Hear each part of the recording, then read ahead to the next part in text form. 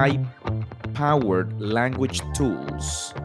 I didn't want to say 10 because, there are so many. I don't know if we'll do 10. Laszlo will tell us, but we have said 10. Let's say AI-powered language tools for translators and interpreters for 2025. AI technology is set to transform the landscape of translation and interpretation. Discover 10 essential AI tools that will reshape how language professionals work in 2025. We'll showcase innovative solutions designed to enhance productivity and accuracy and collaboration, helping you stay ahead. This is with Mr.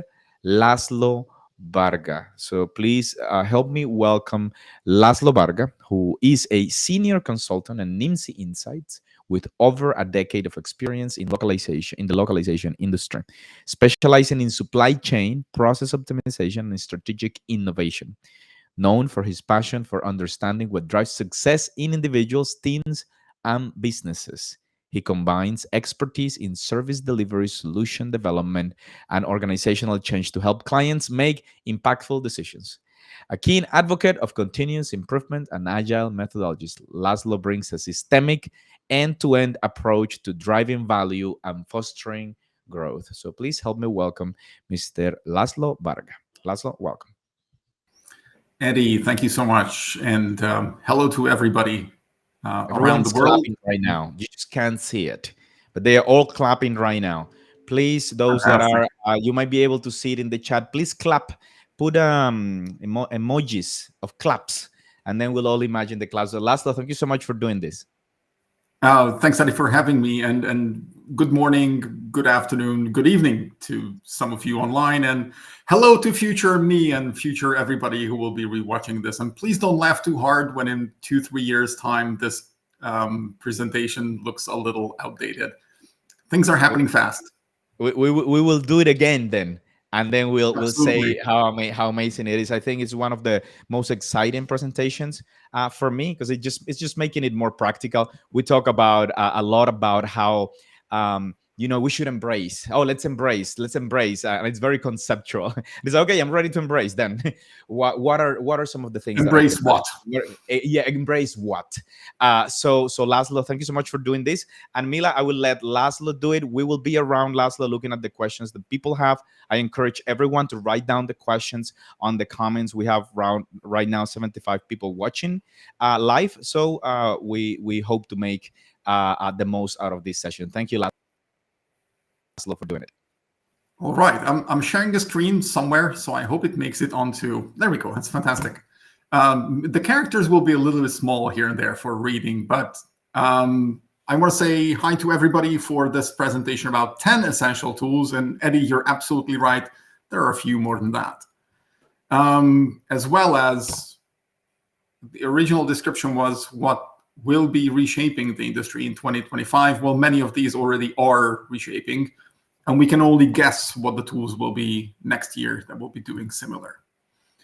Just a quick introduction, although Eddie, you already did this, I'm lead researcher and consultant at Nimsi Insights, and I'm very fascinated by technology and do a lot of market research with my team, as well as we do technology and process consultancy, custom projects for our clients. But I have my fingers in almost everything from customer user experience and customer engagement to, again, technology. Quick agenda. We're going to do a quick warm-up and a backdrop to why is this so important. We're going to look at the human perspective. Of course, I'm going to talk a lot about LLMs, and maybe you will have a few questions as well, and further use cases and tools too. So let's start with 10 AI tools. This is a joke, of course, because there are only 9 of them, but they cover everything from translation to machine translation, post-editing, automated LQA, transcribing, even speech translation if necessary. OpenAI can do it all. Oh, let's add quickly a 10th one. Whatever that use case is probably, again, OpenAI. It looks like we're done, Eddie. Thank you so much for the attention. 10 AI tools named. Well, there's a little bit more to it than that. And we specifically at Nimsi will list more than 1,000 tools in our language technology radar, which is an interactive online catalog of language solutions. And you can see the various categories that we list in here. We also have a report that is attached to it, which kind of details a lot of things about the different technologies and categories and players and trends. Very much recommend reading it for a broader view than what is going to get presented right now. Those 1,000 tools, of course, they come in various shapes and forms. Just machine translation, I haven't counted them, to be honest with you, but it looks like it's a very extensive list. Of course, it isn't. There are always new solutions coming out onto the market, new brands that are being deployed, and some of them actually may be disappearing. So we keep updating, of course, our list. Again, please feel free and visit and find out more about these tools on our web. Something that we also published this year as a research company is what we call the Language Services Development Curve. And the reason why this is incredibly important because it depicts how the industry has been developing, but also how it will be developing in our estimation in the future. Which is to say, under that curve, you will find a whole bunch of what look like S-curves, yellow S-curves. Those are all fundamental technologies that helped the industry grow. Even though every single one of those, when they appeared, there came the fear of, oh, it's going to make the language industry go away, from translation memories to machine translation. And right now it's large language models and generative AI. We're pretty sure that in the next couple of years or so, there will be another big wave of very likely, again, some machine learning algorithm, not large language models, but something beyond it, that will give further boost to the growth of the industry. That said, most people on their own, they probably feel that this is what's happening. Over time, which is going down in this case, originally all the language work was done by humans. And then suddenly machine translation appeared and gradually took over some of the human work. And right now we're in the age where machine translation is being augmented with large language models, or even large language models may be doing the machine translation, even to a larger extent than previously the neural machine translation engine. So even less work for humans. And you can imagine that whatever the next big language AI will be, would it be a platform, would it be a tool, would it be an algorithm, that will further reduce human involvement. And because my understanding, most of you out there from Taiwan to Colombia, you are translators or interpreters, but at least work in the industry. You probably think and feel it on your skin, this very same thing.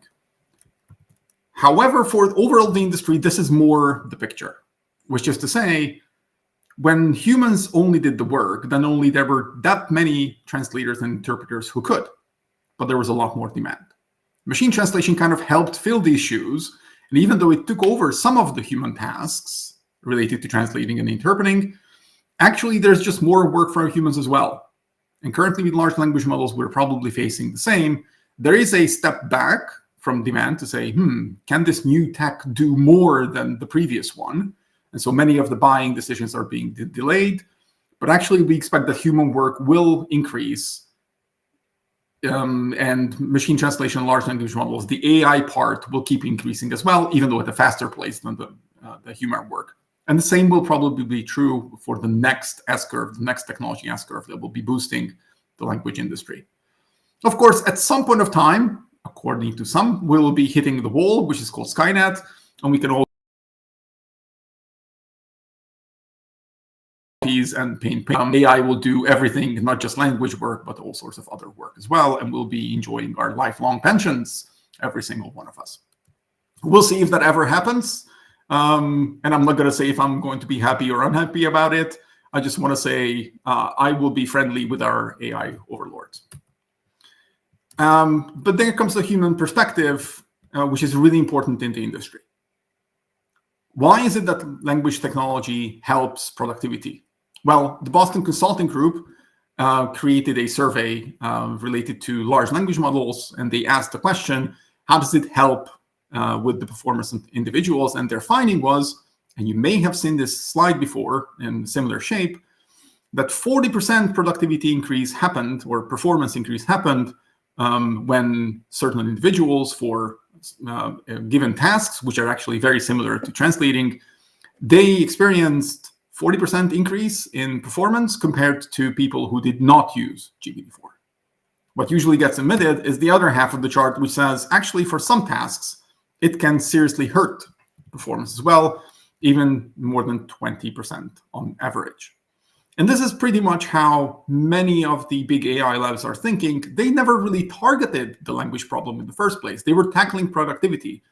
And the majority of the developments of the big AI tools nowadays is especially focusing on that, the business problem solving, the kind of imitating thinking, imitating logic, providing solutions to problems that we ourselves wouldn't be investing time and effort into solving otherwise, not specifically for the language world. But let's talk about this bit, the 40%. What does that really mean? Well, what performance in this case means is it saved time.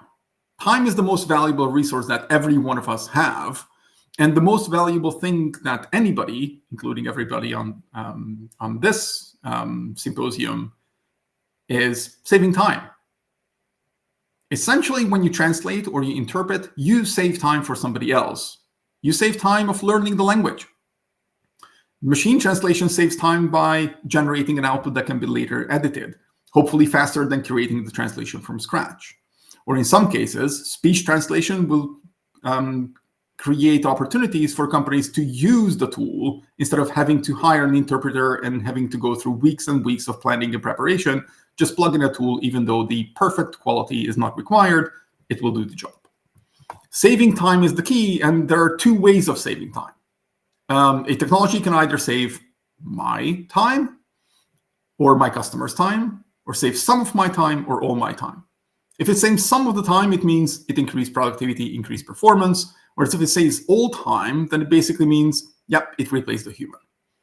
We are at the stage with AI tools where they save some of the time. There are plenty of instances where individuals in the industry say, a machine replaced my job. Well, actually, what the machine did was replace your task.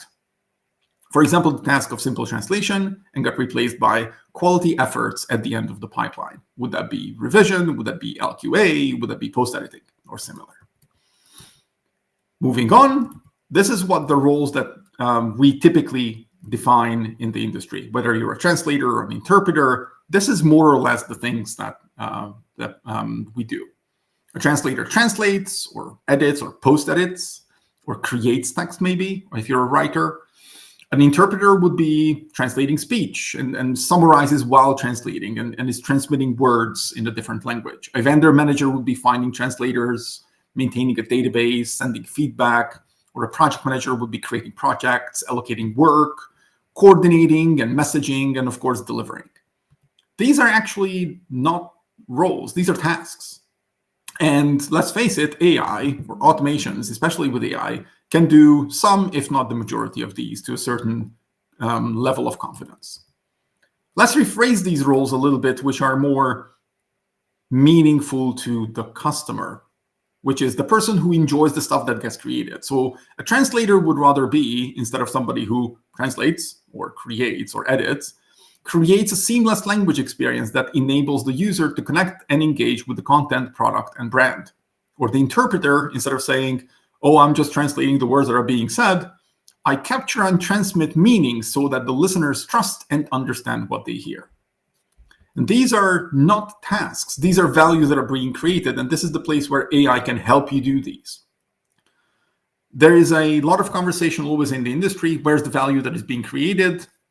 At the operational level, this is it. Even though typically the C-level up top in big enterprises, the executives, they don't really want to hear this and understand this because they don't speak the language that we speak, that linguists speak. But as soon as you start using these expressions and phrases for the value that translators, interpreters, and anybody working in the industry create, they will be picking their ears up and say, aha, now I understand why you're working for me. But it's almost all about Gen AI when it comes to technology. Let's give a few examples. Or rather, let's look at what large language models are. They're basically, let's just call them general purpose machines. A certain kind of AI that is created by big AI labs typically, and they have the abilities such as they learn from context, you can prompt them, you can inject an instruction into the prompt, and more often than not, the models will actually respect those instructions. By now, they can also fetch and read external data, or even use external tools as agents. And then you can also be retrained to become specialists instead of general purpose machines. That is fantastic because we humans, we are special machines, biological machines, and we have the ability to respond to each of these. If the LLMs can learn from context, we can provide that context. If they respect the instructions, that's great because we can create those. If they can fetch data, we can specify which one that is. And if they can be retrained, well, we can do that. One thing that machines cannot do, we can, is to verify their output. But to be able to do that, we actually need to do what good looks like, or rather what fit for purpose, whichever phrase you use and whichever paradigm you're following. The key here is that there is a necessity for humans to verify the output of large language models, which we can only know if what good looks like. Otherwise, this is what we end up doing. People here online who are old enough, like me, to have seen the movie from Airplane from 1980, you would know that that is a co-pilot. And many of the AI tools currently on the market, they're often called co-pilots, but co-pilots are only as good as the pilots are, who can control, manage, and override the co-pilot's work. And this scene is where the stewardess is, and the doctor is next to the inflatable co-pilot in the cockpit. And of course, they have no idea how to fly a plane. You can imagine what can go wrong in this scenario. So unless you know what good is, you're just using a co-pilot, which is what we often quote as an eager but clueless assistant that still needs guidance and micromanagement. But large language models, they can do a lot of things. Oh, the pilot. I'm reading the questions as well. The pilot, there were two pilots and both of them are sick because they ate something bad. And so they need a third pilot that they need to find to actually land the plane because that inflatable co-pilot can't land it. There are a lot of use cases which can be attacked with large language models. Say in the translation space, it can be pre-translation, which is, for example, source content optimization, or even predicting if using machine translation is meaningful or not, predict the quality. Do the machine translation itself, or do post-machine translation tasks, such as automated post-editing or quality assessment and evaluation. Of course, there are all sorts of other content operations that can be done. You can create content with it, rewrite it, summarize, remove gender bias, or flag harmful content, paraphrase, make it more customized. And you can also use large language models to do QA, automated LQAs, or again, quality estimations. You can also inject terminology, but you can also extract terminology. You can use it for engineering, creating scripts, or use it for technical support as a chatbot. And there's a lot of linguistic context that can also be used with large language models too. So it looks like large language models can do a lot of things. And comes the question of, if a tool can do things, do we really want it to be done by that tool? And the metaphor that I love using is that of the give a man a hammer and the man will find a nail everywhere. That's basically what the generic out-of-the-box large language models are. They're hammers, and it's easy to find many nails, maybe shapes and forms, longer nails, shorter nails, this head, that head, and all that. But they're still just hammers, whereas for many tasks, we actually need very specialized tools. And that toolbox there is other AI, specialized large language models, or maybe even small language models. And of course, all the traditional tools that we have in our toolboxes, would that be just simple algorithms or automations? And the key question is, where is this heading? Is it going to be the largest large language models doing every single piece of work, or the smaller ones will be specialized for every given task? We don't know that. The jury is out. That said, large language models, as I said, they can be customized. They can be trained, retrained. And on the left of the screen, you see that's basically what big tech and the AI labs, they do. They find training data and they pre-train models on vast amounts of data on very large computers, and they create foundation models that are made available so that they can be adapted. So you can create adapted models for translation, for question answering, for text classification, and all sorts of other use cases. And actually, this can be done by everyone. Essentially, language technologies to a certain degree became democratized, and everybody from a translator to a CEO can use these tools to create value within the company, or at least to try and test and experiment and find out what's possible. currently and what isn't. Let's move on to use cases, which is probably the biggest part that we need to talk about today. 10 tools were mentioned. I already mentioned more than 1,000 in our radar. Let's look at some specific ones. The key message here is that every idea is a potential use case, and probably there is an AI tool that will help with that use case. But first of all, here's what the enterprise viewpoint of language technology is. Most of the very large enterprises, they say, hey, I have a contract with Google or Microsoft or Amazon. I can get all these technologies from there. I can get the large language model. I can get the speech recognition engine. I can get a speech synthesizer and maybe even some NLP, natural language processing tools as well. There's a lot more to it than that, but each of these platforms offer even their machine translation, their own machine translation technology too. What we also see is, of course, machine translation space is getting heavily disrupted by large language models, both in terms of depth and width, which you may or may not realize. That's a pun. If it didn't really go through very well, then I apologize. For those who know the tools, they probably recognize that depth refers to DeepL, and width refers to one of the new tools released by Unbabel called Widen. And so some of the machine translation providers, just like DeepL and Unbabel, they're integrating large language models into their technologies. And I recommend that you go ahead and try as many of them as you can.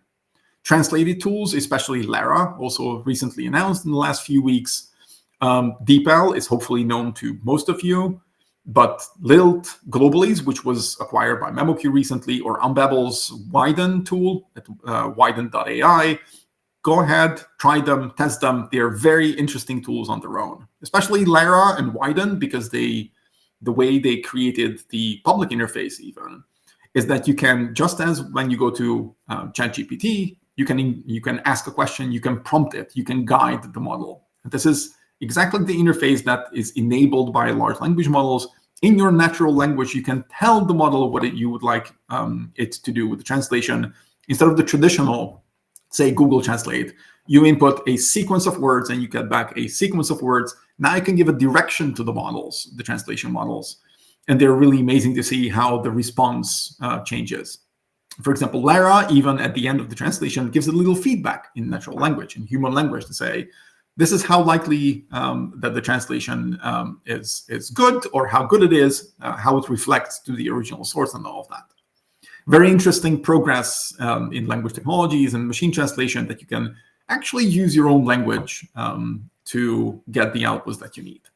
Similarly, if you're familiar with them, some of the empty machine translation aggregators, those companies that pull together different engines and make them available for individuals, other technology platforms, as well as, of course, service providers such as Indento, CustomMT, Blackbird, or even Phrase, they have inserted large language models into their machine translation offerings, or even offer adjacent technology services and use cases such as automated post-editing or quality estimation and similar.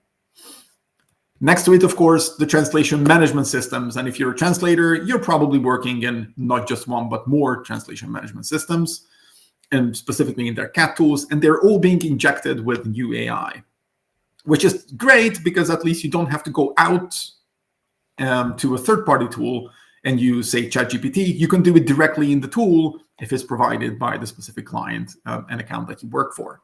So on the automated translation side, sure, you can use large language models, ChatGPT or Anthropic's Claude or even Gemini. You can use them for machine translation. You can also inject glossaries. You can potentially use them to repair fuzzy matches or adapt to style or formality, remove bias, and similar. On the creative side of things, you can use it for rewriting, for shortening, paraphrasing, or providing alternative translations. You can also prompt it in some of these translation management systems to optimize for search engine optimization. On the quality side, at the end of the pipeline, you can do automated LQAs. That could be some content filtering for biased or harmful language. Again, quality estimation is really important when it comes to reducing costs, and we'll get there in 2 slides from here. And other use cases are also being integrated into CAT tools and translation management systems. Next to it, of course, there is a different view that we created. I think I'm going to move on from this slide, just to say there are different approaches. So depending on which TMS you work in, you will find different use cases and different experience with these large language models on the machine translation front.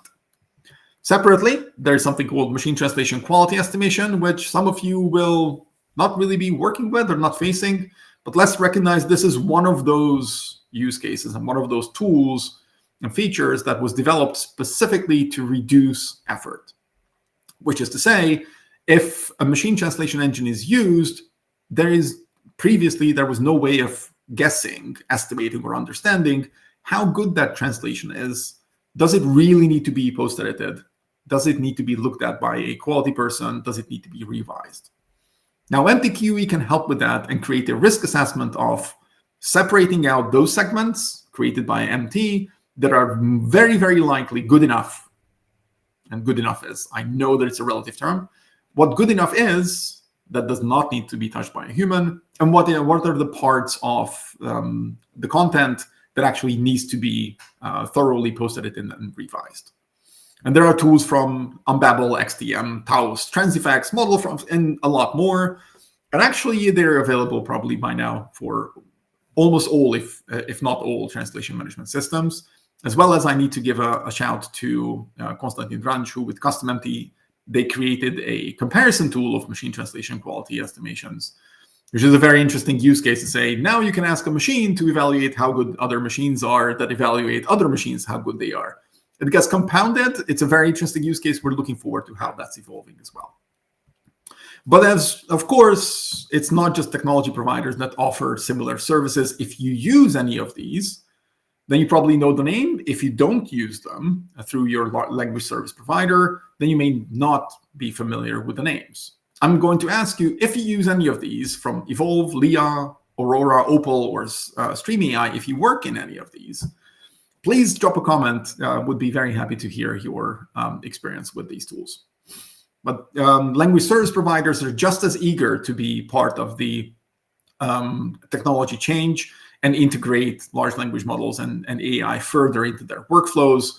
That is typically used for their client developers, but of course they provide an interface for the translators and LangTalent in general to be able to do their work better, hopefully, but certainly faster. That will be contributing to their clients' ability to go faster to the market and to engage prospects faster as well. Next to translation, of course, it's not just translation that we talk about. There's something that we know of that is looming in the air, which is called multilingual content creation or multilingual content generation. And there already have been plenty of tools. I'm sure you know GPT-4. Well, GPT-2 was already released about 4 years ago. And ever since then, there have been a host of different companies creating content creation tools. You may have heard of companies like Jasper and similar. And by now, also language technology companies, DeepL, Lilt, Writer, or SmartCat, they have integrated large language models into their tools to create content. These features are also typically available in the language service providers' AI platforms as well. But the truth is, this use case is also accessible and available for you. You can create a first draft of your email. You can create a first draft of your blog post, even multilingually. Essentially, this circumnavigates or circumvents the entire localization, the create, translate, and then publish workflow, which says, oh, let's just create and publish. There's no need for translation because there's a multilingual element in these tools. Bear in mind, of course, we know of stories where a fairly large language service provider lost a multi-million-dollar business to, well, one of these content creation tools. And the client came back a few months later and said, sorry, our pilots were running really well, but in real production environment, it is not that good. We still need you to check and verify if all of this is correct. Essentially, in some sense, the creative content creation also is impacted by large language models. Similarly, like translation, which is when we not only translate, but we post-edit machine translation output. Very similarly, the content creation space is impacted to say, yep, it's the AI content that needs to be amended, adjusted, and validated. And of course, these are mostly powered by large language models. And if you want to use a large language model, go right ahead. Just go to OpenAI or to Anthropic, the makers of Claude. But you can also go to Google and use Gemini. And these AI labs and big tech companies, they will be giving you access to their tools. My favorite way of using large language models personally is a platform called Poe. Poe is not a large language model. It's rather a collection of large language models. Essentially, with a single subscription, you can gain access to these LLMs, of course, only through their chat interface. And we'll get there in a moment. Why is that important? Why did I just start talking about the chat interface? Is there another interface? Of course there is. The programmatic one, which typically companies, enterprises, LSPs would be using large language models via. But if you want to try large language models on your own, you may think of OpenAI's GPT, but there are a great host of other models out there, including those that may be already targeting a certain use case. They have been fine-tuned for some special task, or they may be actually fine-tuned or retrained for a specific set of languages. And Poe grants you access to a whole lot of these, and Poe is not all-inclusive. Hugging Face is another alternative, which has a lot more models than Poe does. And many of those models are open source, and many of the models on Hugging Face are even free of charge or licensable in certain ways. If you have some Python experience and you love playing around with technologies, I strongly recommend you look at Hugging Face and find out what you can do, even with a Google Colab notebook or a Jupyter notebook, and go wild with it. It's incredible, the amount of variety that is available there. That said, I said we need to make a distinction between chat models and programmatic models when it comes to large language models. And as individuals, we typically interact with the chat models. So chat is chat. The models that we use is ChatGPT or Claude directly through Anthropic. They are trained for conversation. That's what they do. And I recommend that you're nice with your AI tool because they're just simply more likely to provide valuable and correct output to you. But also, unfortunately, the chat interface doesn't allow for a large level of control. There is something, for example, settings like top case settings or temperature, which you cannot access in a chat-based model like ChatGPT directly. But the good news is the chat history becomes part of the conversation, the prompt. It's called incremental prompting, and which means whenever you continue the conversation, whatever has been said before is part of the context of the conversation with the chat model. You can, of course, always reset your chat, or you can jump back and forth between chats if you want to with different models and see how the responses differ between how you converse with them, how you use your prompts, how you phrase your request, or how you provide feedback to the model. API prompting, which is the programmatic way of doing it, is a way of having one machine communicate with another machine. This is how a translation management system talks to a large language model, asks for an input, asks for an output, and gets the output and displays it on its interface. Those are more instruction following models. They can be heavily automated, of course. There's a very high level of control, or a rather high level of control, but there's no chat history. You need to put into your prompt everything that you need upfront because you can't really follow up on it. In other words, if your prompt failed, you didn't get back the result that you were looking for, you have to redo the entire prompt. There is no way to say, oh, could you please correct this piece? That's the main difference between chat LLMs and programmatically used LLMs. One of them you can always go back and correct and challenge the LLM through the prompt as context, and in a programmatic way of using them, you have one shot, one attempt to use the model well. You need to include everything into your prompts. Would that be examples? Would that be instructions? What to do, what not to do, the format, everything else with it. Hopefully that's useful information, because there are plenty of use cases for which you can use AI, not just in translation work. Of course, language work is where we mostly use AI. Let's just face it, machine translation is AI, and we've been using it for a long time. But there are plenty of auxiliary AI use cases, such as AI used in communications. Ultimately, most of the communication that we do with our clients, because we're a remote industry, is, well, it's what it is. It's text-based. And guess what? You can definitely use large language models to help you a lot. If you talk to a client or you talk to a vendor, depending on which side you're sitting on, you can use the LLM to rephrase your message to speak their language. For example, if you're speaking to a client-side vendor manager or a client-side project manager, or maybe a program manager or a director on the client side, you probably want to talk to them differently.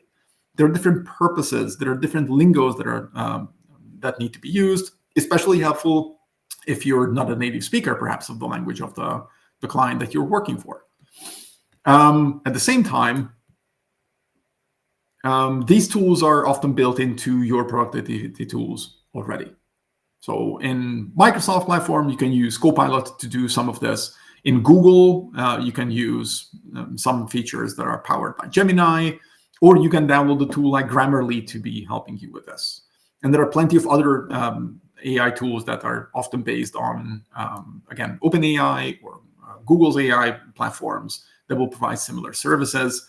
And you may have seen even some commercials from Apple where they advertise their new Apple AI, brand new mobile phones, where there's an employee sitting in the office and wants to say something rude to the boss, and types the rude thing into the mobile phone and clicks says rephrase so that the boss understands that he's not being pleasant, but it's said in a polite way. Yes, it can even be used in those cases, even for escalations. If you really want to just blow some steam off, type it into your AI and ask it to rephrase. You will feel good, and the person that you're sending the message to will not be offended. Meeting tools, there are plenty of them that can be used for transcription or AI summarization. We, of course, at Nimdzi use these regularly and basically all the time, unless there's a lack of consent from the other side to say, we are not recording the entire session, the video, or sometimes not even the audio, but we do get an AI transcription tool running next to our meetings, especially the internal ones. And we can each of us go into those tools and ask for different summaries or different excerpts, ask for a list of action items or similar. And there are a myriad of options out there that you can integrate with your favorite email or collaboration platform. And that could be Tactic or Fixer, Rev or Assembly or ChatGPT for transcription. There are a lot of them, and I suggest that you kind of try a few of them before you make a subscription. There could be different things that you're looking for personally where you would find these tools useful in your day-to-day productivity. You can also use many AI tools for kind of documentation or data analysis to would it be sheets or charts even include information coming from there, so you don't have to read through the entire 20-page, but you get a quick notion of, do I want to read through the whole thing? We use this in research, but I believe that for you as translators or interpreters or other language professionals, it's equally useful when you go and look for would it be a research paper, or would it be a course that is provided, or would that be an assessment or a report on something of interest in the language world? And you can use any of the AI tools for this, again, ChatGPT or Claude from Anthropic. I personally use typically Poe.com for this. Because, and in the top right, I noted there, let's not forget about things like data security, confidentiality, as well as bias. And the first two are incredibly important. I use these tools for documentation or data analysis if I know that the content that I'm looking at is not confidential. So if I download a report from the web, I know that I can feed that into Claude, even through Poe.com, because it's already on the web. It probably already has been read that AI tool in the first place.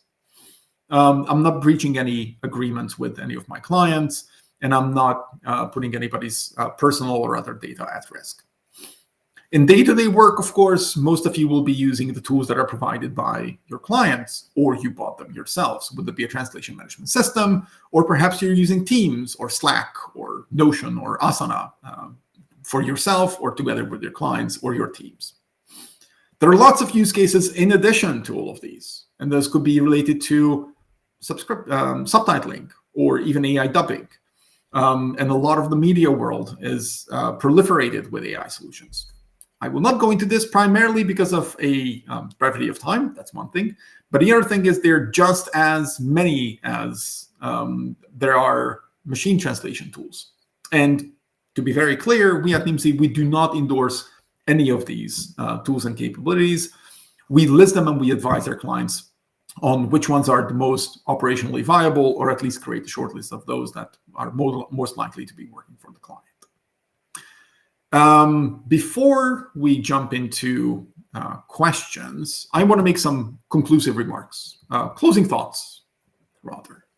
Number one, I think I already mentioned that, of course, we in the industry, we are very practiced with AI use, especially if you are a translator, you must have been using already machine translation. If you're an interpreter, you're at least aware of tools such as Kudo or Interprify that do speech translation. You may have even used it in your personal life, or you may have, of course, used a Google Translate to do speech translation for you. Those are not tools that are typically in very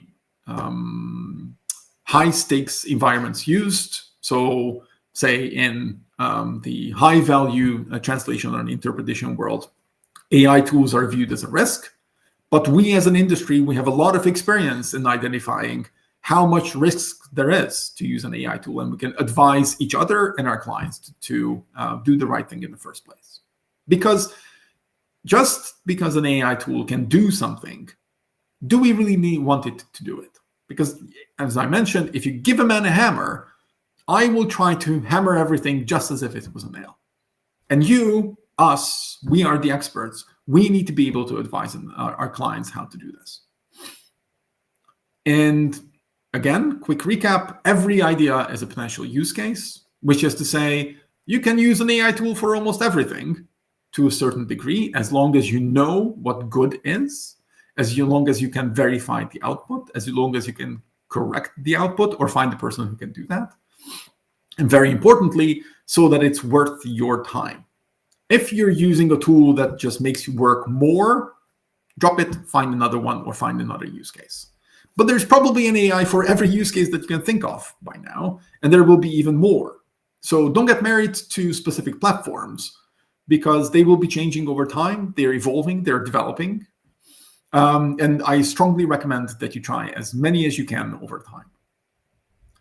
Very importantly, it's incredibly challenging to stay up to date on the development of language technologies. We are a research company, we do this professionally. But especially if you're on your own, it's massively challenging to understand what is happening, what are the new things that you should be trying out, and what are the ones that you should stay away from. So sharing experience with each other in different forums is critically important, and not just once a year, but regularly. Because let's face it, the impact of AI is practically already here. Language service providers, they're using it. Clients are using it. Language technology providers, they're integrating the new wave AI into their platforms. And then we, as human professionals, we drive this change. We are the ones who ultimately use the outputs. We are the ones who guide the machines. We are the ones who create the training content or the training material and the data. We are the ones who can validate the output. And what you really need to be successful in the new AI world, especially when it comes to the proliferation of platforms and choices, is to have an insatiable hunger to learn.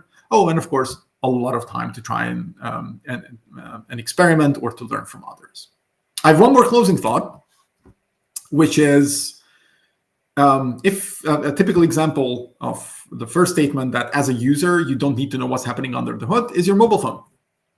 I don't need to know what's going on my mobile phone, what kind of chips there are, what materials are being used, how long the wires are, any of that. I don't need to know how the screen is created. I don't need to know how the microphone specifically sends signals to the, I don't know where it sends it. But as a professional, that's not an option. So for us language professionals, knowing how language tools and language AI works, understanding their benefits and their risks is critically important for two reasons. One of them is because we are using them. And if you're not using them, very likely you will be using them very soon. And second, we need to be able to advise our customers and our clients if and when to use them, to what risk, and how to correct those risks and errors if and when they occur. Thank you so much for your attention. I'm looking forward to any of the questions and discussions even. Eddie. Thank you so much, Laszlo, for your presentation. I've shared the initial images on LinkedIn, and of course, we have a good number of people with us on this presentation. Please feel free to add your questions as we'll take a few minutes to end the presentation. But before that as well, Mila, if you can project all of the claps. Yes. So there were many claps Wow. in there. So Thank you, thank you, Nina. Nina, Kevin, Laura. I can't pronounce.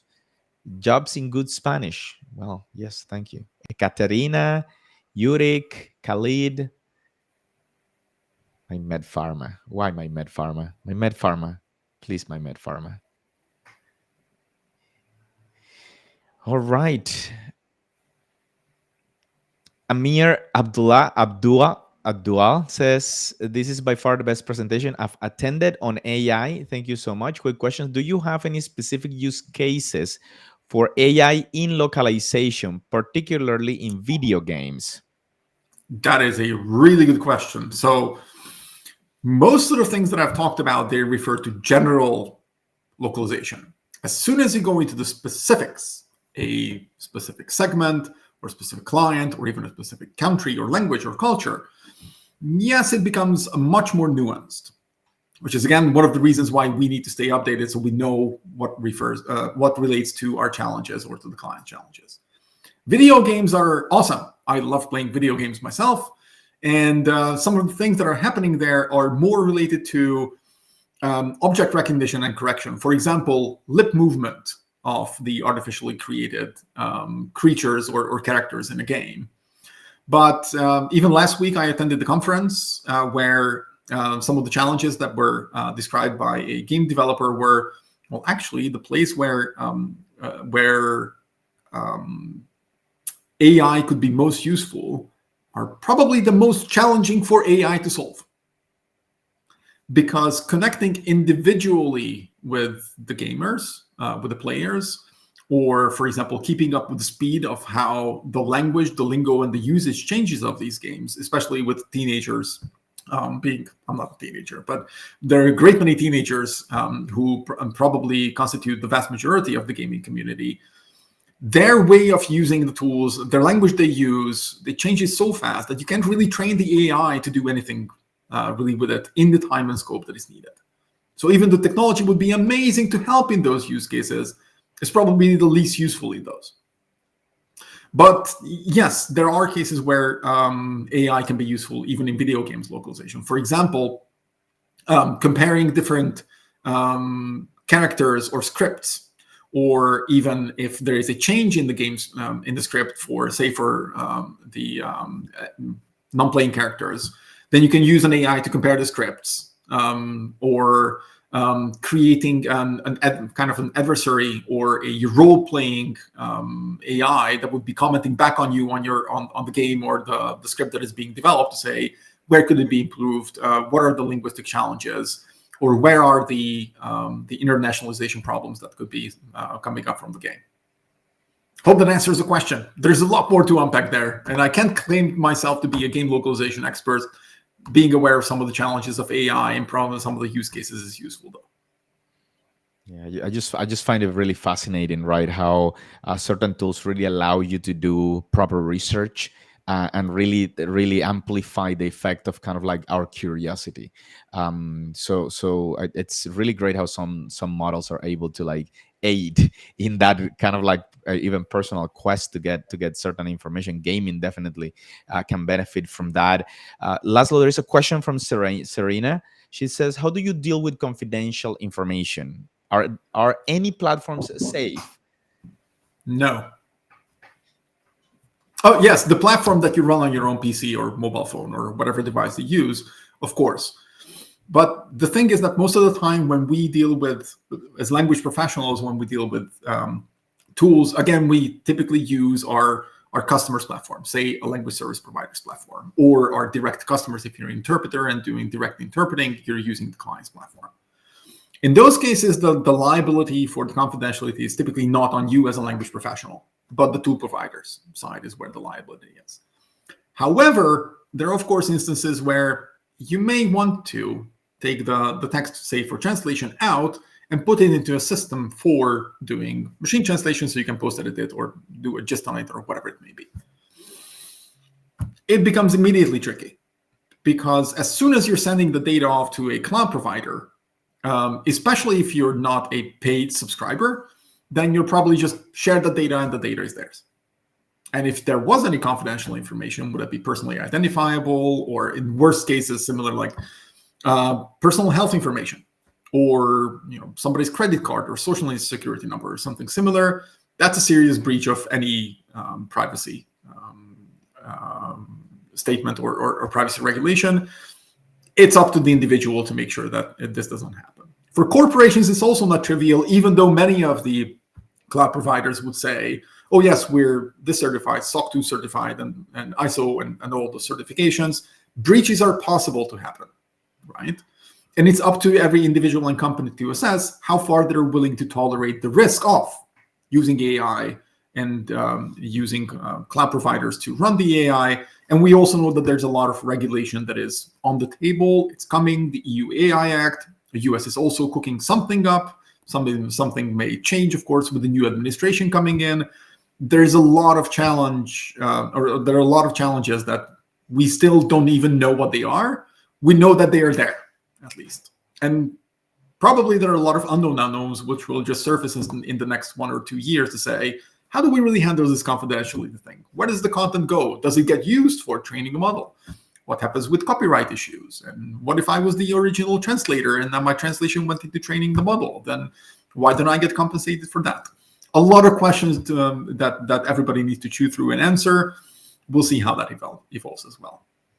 Thank you, Laszlo. We have a bunch more questions, but we're about to start a new session. I'm going to entertain the few and talk to our next panelists over the internal chat. But Ekaterina Chesnikova, says, thank you for the presentation, Laszlo. Have any recommendations or guidelines been developed for AI-assisted content creation yet? Is it practiced on a wide scale in any areas? That's a very good question. And we know of many instances where AI content creation is used. But that's typically English content creation. So it doesn't necessarily enter our multilingual world, right? Then again, when it comes to creating multilingual content professionally, if the enterprise is just using Jasper or ChatGPT, that doesn't surface on anybody's radar. It only surfaces if it takes away business from a language service provider or a content creator, copywriter, professional. Guidelines? No, there aren't really. The challenge, of course, again becomes, how do you train the model to be consistent with the brand, even though every single API call is a different API call? Do you need to train a separate model? Is it enough if you just keep prompting it the same way? Do you need to just fine-tune it a little bit? There are a lot of technical challenges, and there are different solutions to it. There are some good practices and not so good practices as well. Guidelines, I can't say that there are specific guidelines for doing this. But there are plenty of attempts, and again, the language service providers and technology providers are injecting these features into their platforms and products. Certainly, there's a future for it. Just as with machine translation, it took us a long time, quite a few years, to figure out how to make post-editing actually work. What are the errors that we need to look for? Now with LLM translations, we have different errors that we need to catch. It's something similar for content creation and for the copy editors to say, it's going to be completely different to edit an AI copy than a human copy. And again, we'll see how that's evolving in the content space altogether. We know that our challenges in the language industry are not dissimilar from theirs. Right, Laszlo, and I'm going to do one more question. Yes. We will not do your question, Lily Nikolova, because she's asking if you recommend 3 MT providers. You mentioned you don't endorse, and it's very specific, so it depends. I think there are some household names, though, that everybody kind of knows. Okay, so and let's go to Nestor's. Nestor talks about for improving QA in localization, besides adding in-country reviews to Gen AI-empowered translation processes, what other approaches or methodologies would you recommend? To be honest with you, by now, automatic LQA is something that is being attempted. I don't think it's seriously being industrially implemented. It's one of those really challenging things. The main thing that we see is most of the attempts to integrate AI into, say, translation workflows is mainly replicating the same workflows, just doing it faster or more efficiently. We're still waiting for those breakthroughs where AI will help us to do things differently. For example, instead of doing in-country review on the client side, how about an AI can simulate in-country review? Yeah, can you train a model to be a certain personality that can understand reasonably and understand? Sorry about that. It's artificial intelligence. Can understand or replicate a potential response from an in-country reviewer or a user who would be otherwise testing the content, right? Is this possible? In our understanding, yes, it is. But it's kind of only meaningful if there's a scale where it can be put into operations, which is one of the major challenges in AI tools in the first place. Many of the conversations that I had in the recent conference season is people get very excited about AI because it can solve many of these little annoying things that everybody has in their day-to-day, in their workflows, in their processes. But the thing is that none of those little things get attention on their own because they don't have business value to automate and to focus and to create a model for it. So you have to rely on somebody else creating a solution that will solve the problem for you, or go ahead and experiment with the large language model and AI tool of your choice. Hopefully the presentation gave some guidance of what could be the top ones or the most relevant ones to start experimenting with. And then the radar has all the rest of them that would satisfy your appetite for sure. Excellent, Laszlo. Thank you so much. I really feel like exploring more of these tools. Even you are using them, and then you all of a sudden think those are the only ones. And it's like, oh, there are new ones. They are competing now, just like widgets on WordPress, kind of. Something similar, And yes. plugins, something like that. It feels a little bit like that. But thank you so much, Laszlo, for your presentation. Like we said, this presentation is going to be available on YouTube, but also on LangTalent, on the LangTalent podcast on Spotify. We will send everyone who has attended this event a newsletter including this information, more information about the future of work. Laszlo, thank you so much for joining us. And I don't know if you have any final thoughts before we go. I wanted to say just one thing, other than thank you to Eddie and the MultiLingual team for organizing this great event and inviting me. Hopefully see you again next year, I guess in 2025. Yes. But I want to say that just as every idea is a potential use case, every individual who has language expertise has the potential and the possibility to contribute to the development of AI in ways that it can be useful for more people. Very often what we hear is individuals say, hey, my provider gives me tools that I don't need. Well, take your thoughts to your provider. Go and tell your language technology or service provider what are the tools that would help you to make it faster, better, cheaper. Talk to your peers, your translators and interpreters at different events, production and operations by a technology provider, but make sure that your voice is heard. Participate in the discussions, bring your notions, bring your ideas, your use cases, your pains and challenges that need to be solved. Excellent. Thank you, Laszlo. You'll surely be back in 2025. We appreciate your insights, like everyone who is commenting. Thank you, Laszlo, Ekaterina, Nestor, Nina, Noelia from Madrid, Spain. So thank you so much.